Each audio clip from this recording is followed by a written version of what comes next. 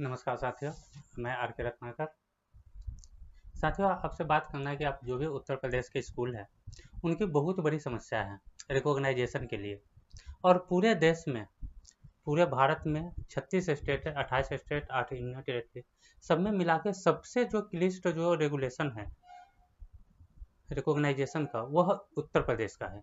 इतना चीज़ मांगा जाता है कि इसको स्कूल नहीं बिजनेस मॉल की तरह है कि बनवाने की कोशिश की जा रही है। अब बताइए कि गरीब स्टूडेंट कैसे पढ़ेगा। इसके लिए मैं स्वयं 22 तारीख के उत्तर प्रदेश के जो स्कूल है उनसे बात करने आ रहा हूँ कि उनकी मूलभूत समस्या क्या है और इस पे है ना कि आगे बढ़ के कैसे काम किया जाए। कि जैसे बिहार में इजी है, एक स्कूल को रिकॉग्नाइजेशन कराने में 1 रुपया खर्च नहीं है, कोई एनओसी नहीं चाहिए, कोई डीडी की जरूरत नहीं है, कोई 30 फीट चौड़ा सड़क नहीं चाहिए, कोई बिल्डिंग बायलॉज नहीं चाहिए। देखिए, अगर स्टूडेंट को पढ़ाना है तो स्टूडेंट के पढ़ने लायक माहौल होना चाहिए और उतना में रिकॉग्नाइजेशन मिल जाए। इसके लिए हम लोग है ना कि 22 तारीख को यूपी आ रहे हैं। अब यूपी के हम लखनऊ में आ रहे हैं, ठीक है। हम आपको है ना कि प्रॉपर एड्रेस भेज देंगे जहाँ पे आप हमसे मिल सकते हैं। और कुछ लोग को मिला करके एक है ना कि हम चाहते हैं कि एक कमेटी का निर्माण हो जाए। यूपी में पीएसबीआई का ऑलरेडी 10,000 स्कूल है, ठीक है। लेकिन सब लोग है ना कि यह चाहते हैं कि कोई करे मैं क्यों करूँ, तो ऐसे नहीं होगा। कुछ लोगों को इसका जिम्मा उठाना पड़ेगा, कुछ लोगों को भाग दौड़ करनी पड़ेगी। इसमें आपको फ्यूचर में एक बढ़िया बेनिफिट होगा, एक बढ़िया रिपोर्टेशन मिलेगा।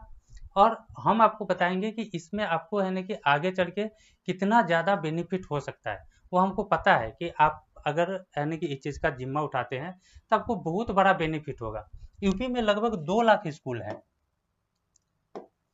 यूपी में लगभग है ना कि 2 लाख स्कूल है। 75 जिला है यूपी में।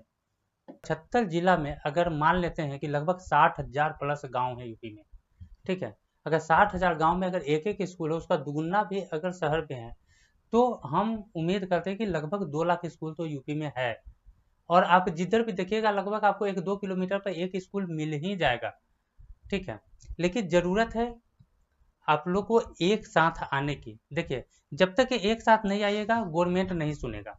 और यूपी गवर्नमेंट में है ना कि 2 खासियत है ना कि है।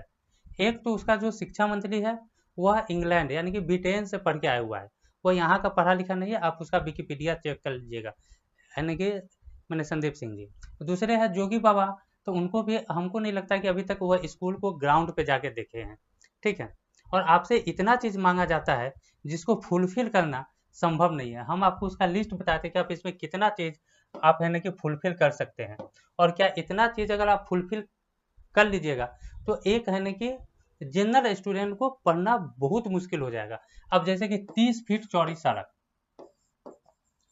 आपका जो सड़क है वह है ना कि 30 फीट है ना कि चौड़ा होना चाहिए।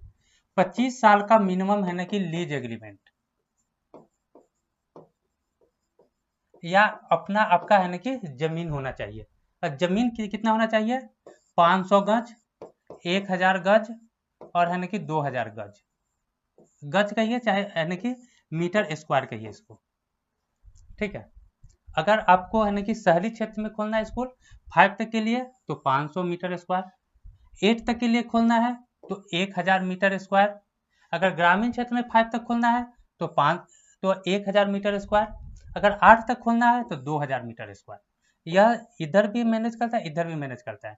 अगर शहरी क्षेत्र में 1000 मांगता है तो ग्रामीण क्षेत्र में है ना कि 5 तक के लिए ही आपको से 1000 मांग लेता है। तो इतना जमीन चाहिए, ठीक है। उसके बाद आपको एनओसी चाहिए फायर एंड सेफ्टी का। इसका चार्ज 1.5 लाख है। 1 से 1.5 लाख रुपया ब्लैक मनी इसमें लगता है फायर सेफ्टी का, और लगभग 20-25-30-50 का इक्विपमेंट। जबकि दिल्ली ऐसे शहर में अगर आपका बिल्डिंग 30 फीट ऊंचा है तो आपको फायर सेफ्टी का यानी कि एनओसी का कोई जरूरत नहीं है। जबकि यूपी में अगर ग्राउंड फ्लोर पे अगर आपका स्कूल चल रहा है, ठीक है, ग्राउंड फ्लोर पे यूपी के किसी भी जगह में, ठीक है, भले चारों तरफ से चौर क्यों ना हो, एक भी घर नहीं हो, पूरा एकदम बिल्कुल वीरान पड़ा हुआ जगह होगा, उसमें भी आपको फायर सेफ्टी के एनओसी की जरूरत है। क्यों जरूरत है भाई? क्या किसी गवर्नमेंट स्कूल में फायर एंड सेफ्टी लिखा हुआ है? जब गवर्नमेंट अपने लिए नहीं कर सकता हम करें, तो यानी कि यहाँ पे प्रॉब्लम है। उसके बाद बिल्डिंग बाय लॉज, आपको बिल्डिंग बायलॉज के हिसाब से बनवाना पड़ेगा, यानी कि 180 स्क्वायर फीट गुने 5 रूम, 150 स्क्वायर फुट गुने 4 रूम, 400 स्क्वायर फुट गुने 1 हॉल, ठीक है। अब प्लस है ना कि टॉयलेट बाथरूम अलग से, या सिर्फ 5 तक के लिए है। और अगर इसमें 8 तक के जोड़िएगा तो 270 स्क्वायर फुट गुने 3 रूम और जोड़ दीजिए, तो आपका 8 तक के लिए हो जाएगा। लेकिन यह आपका लैंड बढ़ जाएगा यहाँ पे, अगर शहरी क्षेत्र में तो 1000 होना चाहिए, ग्रामीण क्षेत्र में 2000 होना चाहिए। तो यह चीज है। जबकि है ना कि बिहार में क्या है कि आप है ना कि रेसिडेंशियल बिल्डिंग में स्कूल चला सकते हैं।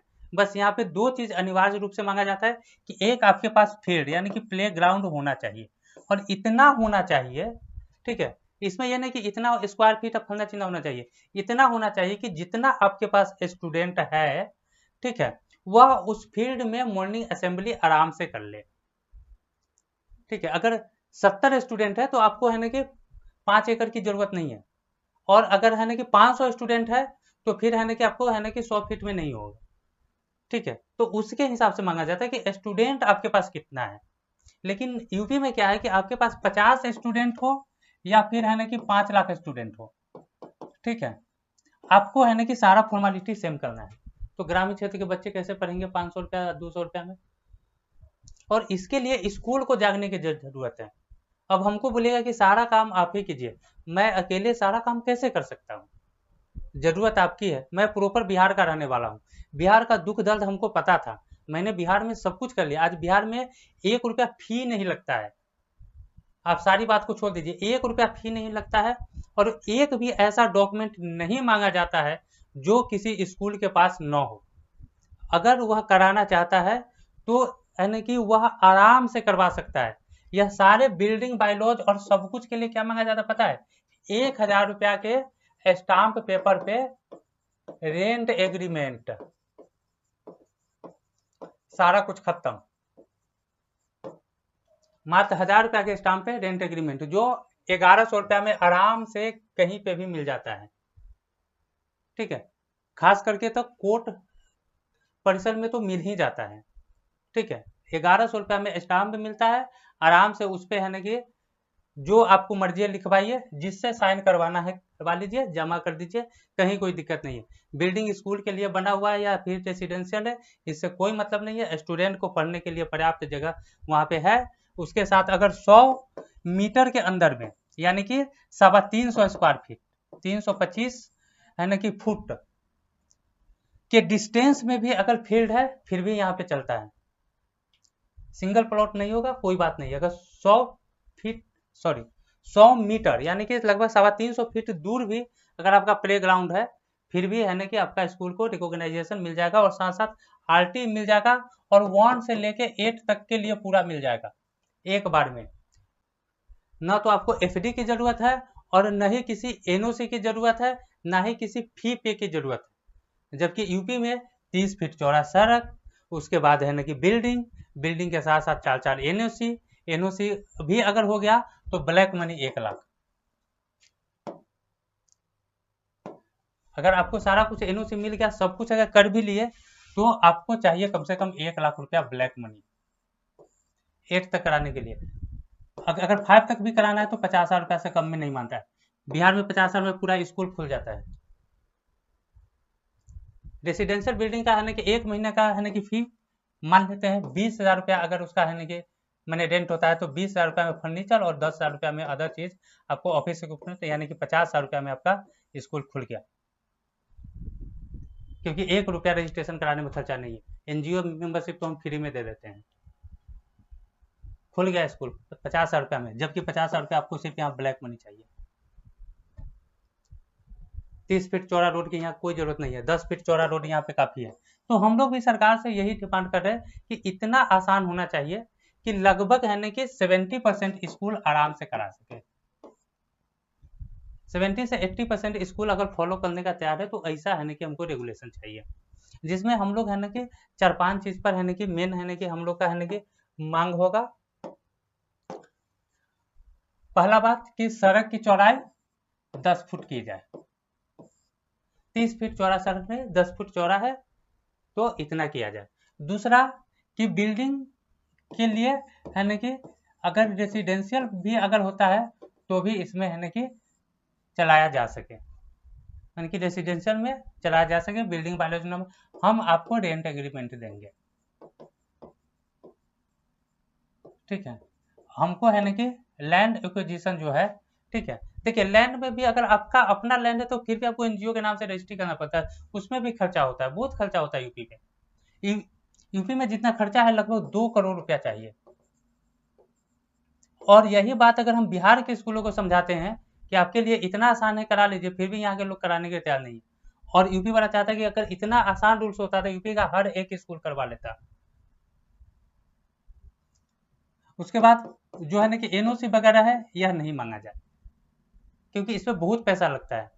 बस फायर एंड सेफ्टी हम चाहते, देखिए बच्चे की सुरक्षा की सवाल है तो हम चाहते हैं कि है ना कि फायर एंड सेफ्टी है ना कि लगे, लेकिन फायर एंड सेफ्टी का इक्विपमेंट प्लस है ना कि ट्रेंड वहाँ पे चलाने वाला आदमी, यह दो चीज है ना कि देने के तैयार है। अगर मल्टी स्टोरेज बिल्डिंग है, अगर 20 फीट से ज़्यादा ऊंचाई है, सिंगल इंट्रेंस है, तो फायर एंड सेफ्टी तो होना चाहिए, बच्चों की सुरक्षा के लिए यह जरूरी है।